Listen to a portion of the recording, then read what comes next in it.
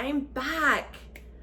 I'm finally getting around to making that bone beef broth recipe that I posted or I talked about, I think, in both the veggie and the chicken stock recipe videos. Look, I'm totally new at this whole YouTube thing, and so I'm not gonna sit there and try to sugarcoat it or act or whatever. I'm just gonna tell you, I'm a mom, I run 3 businesses, life gets in the way. But when you've got 4 pounds of like beef bones that you don't want to go bad, you gotta get to it. Here's a funny story. They were in the freezer out in the garage, and this past weekend, we go to like put some sodas away, and I thought just the light bulb was out. No, the whole switch on the wall, the fuse, I guess it is, had blown. So luckily everything was still frozen, but we had to like mad dash and pull everything out. So I'm now filming my bone beef broth recipe. And when I was thinking about my recipe that I wanted to do for you guys, my camera person is now in school. She's up those stairs. So I had to think of a way that I could jimmy the camera myself and do this myself with the best lighting possible. So we're gonna be doing this in the crock pot. This is actually a 48-hour bone broth recipe. Yeah, 48 hours. You could do it on the stovetop. I have a gas stove, and I'm sorry, just as a mom, I would not sleep at night knowing that I had a low flame going all night long. I'm sorry, there's all kinds of things going through my mind that could happen. So just keep that in mind. You can do that if you're comfortable with it. It's just not for me. That's why they invented Instant Pots and crock pots. But since I really want to get all of that marrow and all of that flavor out of these bones, I'm gonna go ahead and go with the crock pot method. I know with the other 2 recipes, I did Instant Pot, but these are some pretty big, I don't even know what parts of the cow this is. So I just wanted to put that disclaimer. This is a 48-hour broth. So what are the benefits? First of all, I'm gonna tell you guys right now that this is a very collagen-rich broth. Just like with vegetable and just like with the chicken bone broth, these are great sipping broths. You can use them to make soups, gravies, casseroles, anything that calls for you to use. A lot of times I substitute, if it calls for water, unless it's a cake or a cookie, unless that's your jam, if it calls for some type of a water in a savory dish, I use some type of a stock. This is the thing where that's also great, is that you get to beef up the flavors. You get to go according to your flavor palette. So you could add fish sauce if that's your jam. You be careful with the saltiness, of course, but you could add dried mushrooms. You can add all different kinds of herbs. You can add lemongrass. I'm going to be starting out with just a simple, basic recipe that's just going to have onions, carrots, celery, and my herbs are going to be rosemary because that's what I have a lot of. And then once it's in the crock pot, then I will be adding garlic and peppercorns. No, not peppercorns, pepper. I have coarse ground pepper. So you can use any part. You could go to your butcher and you can get any. You could just add, we're usually in the freezer section somewhere, they will already have beef bones, because when they get the beef from the butcher or from wherever they get their meat from, they have to then cut it down if you're going to a true butcher type grocery store. So I'll show you really quick. So you can see, I don't know what this is, I don't know what this is, and I don't know what this is. It could be knuckles, neck bones, hooves, parts of the hip, the thigh, parts I probably just don't even want to get into. So sorry. It's just the mom in me. I'm sorry. So, any type of vegetables. Again, you want to be probably careful with like green beans, things that might turn your broth a little mushy, but just think about your flavor profiles. But again, I love sipping bone broths, and Sorry, I thought somebody was knocking at the door. During this time, where we're getting into the cold and flu season, I'm filming this in September, end of September, beginning of October, and so on. You want to really boost your immune system, but also anything that's rich in collagen is great for your skin, your hair, your nails. So you can do tons and tons of research on that. And if you are vegan, I am so sorry. So with that being said, the first part of this video is very simple. You preheat the oven to 400 degrees.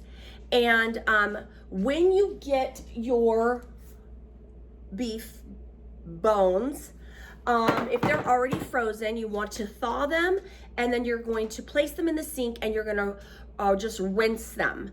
That's just going to remove any coagulated materials from the thawing process. You don't need any of that stuff. So you're just gonna rinse it and you're just gonna pat them dry with a paper towel. And then what you're going to do is you're going to start the process at 400 degrees for 30 minutes. So I'm gonna go ahead and no salt, no pepper, none of that stuff. It's just straight up. And this is for the crock pot method. There are other methods. If I get bored this winter, because we do get a lot of rain, I will do another recipe, or I can include it in the notes. But for the slow cooker purpose, the first part is to roast the bones. That's just gonna release even more of that flavor. It's gonna start cooking that marrow, break down any of the meat that is around, kind of brown it. You're talking massive. The flavor profiles are just gonna explode. So you're gonna roast until it's golden brown, about 30 minutes. You want your oven rack on the middle. I've only had 1 cup of coffee. I'm so sorry. So middle, 30 minutes. I'll see you back. Okay, I'm back. So the bones, knuckles, whatever these things are, have roasted in the 400 degree oven for 30 minutes, and I just pulled it out. So because my daughter again is doing homework, I pulled out so I have one of those Instant Pots. If you guys saw from my other 2 stock recipes, I have that all in one. That is a 4-quart. I needed a 6-quart crock pot. So I pulled out good old Faithful here. I thought I had given it to my son, but I haven't. So what you're going to do next is you're going to take 3 quarts of water, which is 12 cups of cool water, and of course put the bones in the crock pot, and it's 3 quarts of cold water and 2 tablespoons of apple cider vinegar. And you're gonna let it rest. I'm thinking.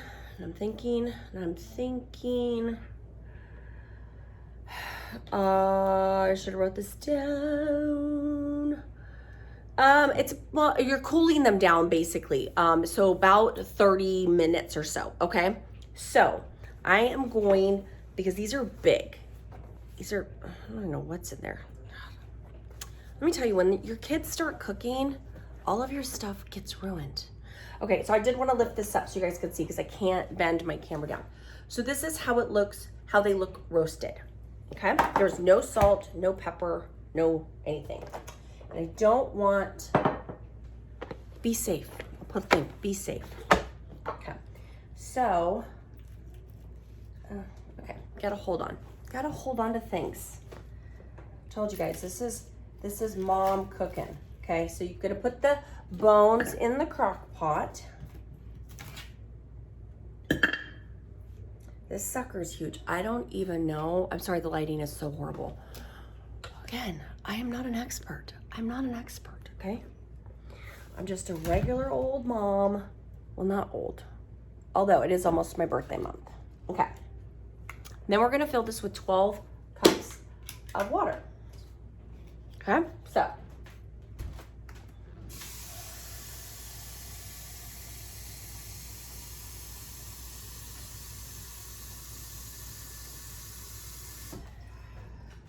I should have like hold music.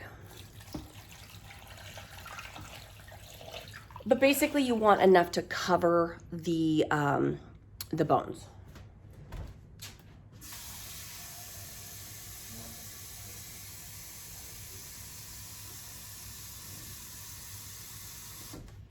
Okay.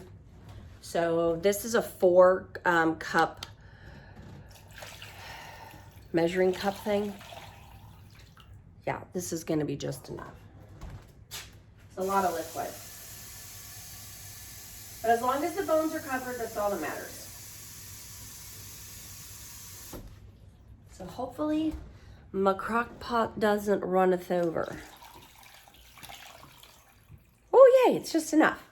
And then 2 tablespoons, tighten the lid, shake it up, and 2 tablespoons of apple cider vinegar. Just pour that in, and you're just gonna cover. You're not turning on your crock pot yet. You are just letting it sit there for 30 minutes, and then we'll be back. Okay, so now it's just been sitting for about 30 minutes. That was just the 3 quarts of water and the 2 tablespoons of apple cider vinegar. Now what we're doing is we're gonna turn on the crock pot to high, and it's going to come up to a simmer for an hour. This is where it becomes a little bit labor intensive just in the beginning, because things are gonna, there's skimming involved. We're skimming things. So we're going to, I'm looking at my notes just to make sure I give you guys the right directions. So we're going to skim the broth for the first hour. So first we're gonna bring it up to high. I have, make sure old girl's working. Here, I'll show you guys. There she is, right there. Okay, so the bones are in there. Just seal that down, and it's on high. And so what's gonna happen is we're gonna bring it up to a simmer after an hour. If anything collects up at the top, you skim that off.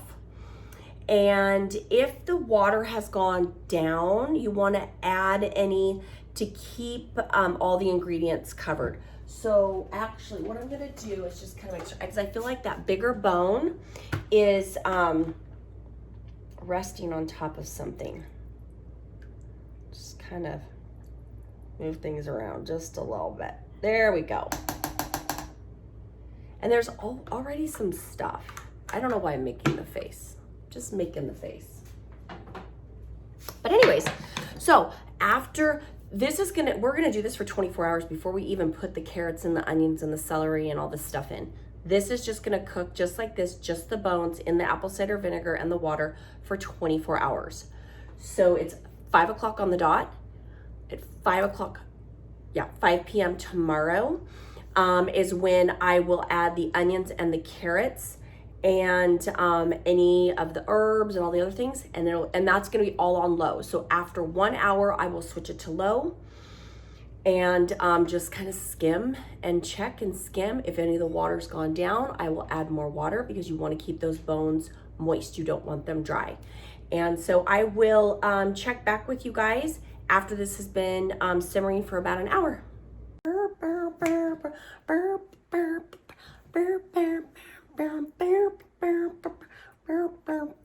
I don't have hold music, so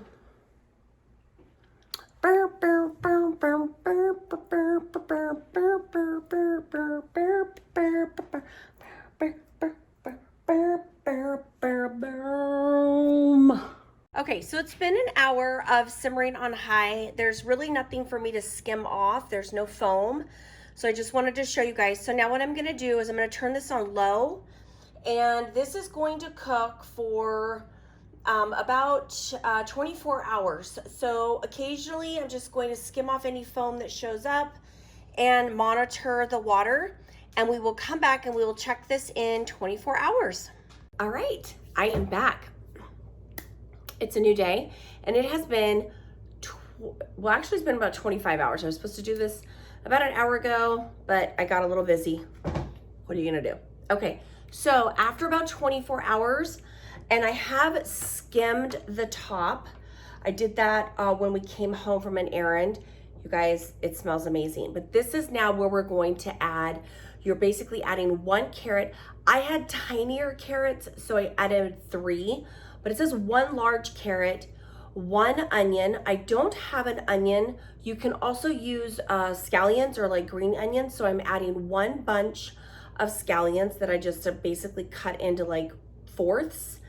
And I'm also adding about, this would probably be equivalent like 2 branches, whoops, one kind of fell, of rosemary. I'm adding a knob of ginger. I'll be putting all of this down, or it's gonna come up on the screen here. And then I had a big thing of celery, and I figured, why not? You always add it in stews. It's just gonna add a little bit of more flavor. Hopefully this doesn't cause my crock pot to go over. So I will, since I am doing this all on my own here, I'm gonna just kind of throw these pieces in so you can see. And this is going to cook for another 12 to 24 hours on low. And hopefully we don't go overboard. You guys, it smells amazing. And this so far was just the beef and water and a little bit of apple cider, okay? So just gonna kind of put that in.